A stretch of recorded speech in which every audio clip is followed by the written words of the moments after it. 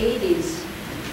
And, well, certainly making the market more available for a greater range of housing is important. I think that what we're seeing there on the streets is more, again, a behavior issue. As Estella suggested, a lot of these people would have homes, but their behavior has resulted in social disaffiliation. They have broken the ties with their families.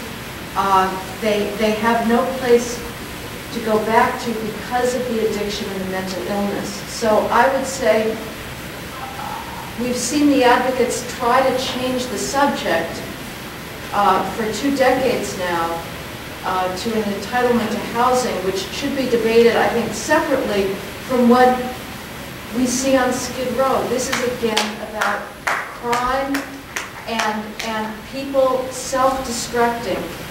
And again, the people that are working in the area have as much of an entitlement to safe streets as the people living on those streets, and you're not helping them by attacking the police. Well, first of all, you're setting a straw man, and he's done it several times. Nobody's attacking the police. The police are part of the solution. There isn't one, but nobody in this room is attacking the police, and that's who you're talking to, Heather.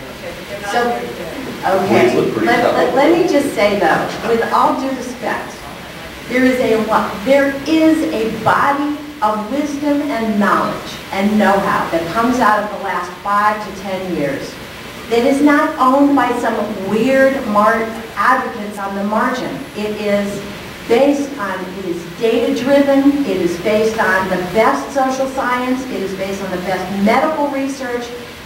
There is a body of knowledge that shows that if you get the chronic street homeless, those who many people seem to think are service resistant, and they may be initially service resistant, that A, they are not service resistant for the most part, and B, if you get them into housing and stabilize them into housing, they will seek treatment for their addiction, and they will seek treatment, and they will stay on their meds. They will seek treatment and stay on their medication for mental illness.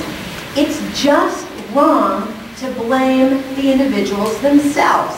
It's bad philosophy, it's bad policy, and it makes for lousy solutions. And what George Bush has, well, he's cut some housing with one hand, the Interagency Council on Homelessness has done the world a great favor by aggregating the know-how, spreading the word, and showing what works as a solution. Yes, it's individuals, and I'm a recovering alcoholic with 17 years sobriety. Believe me, I understand about addiction. And at some point, people do have to take responsibility for their own lives. But they're going to be much more likely to take responsibility for their own lives if they have the stability of the home. Think of your own lives. Think of how destabilized it is when you're in between, or when you end up losing a job and living in your car or living with friends. Or think about what it does to your psyche, just that, let alone after 1 year, 2 year, 5 years, 10 years of doing the drugs. So let's talk science here, and not social theorists who have particular philosophies and ideologies. The science is in. At times that's an oxymoron. But the science is in. The science is in on this, guys. I'd be very wary of that. It seems to me, my point is, let us not confuse the problem of Skid Row with the problem of homelessness. Because the solution to Skid Row is not going to come about by providing houses or housing for a relatively small number of people.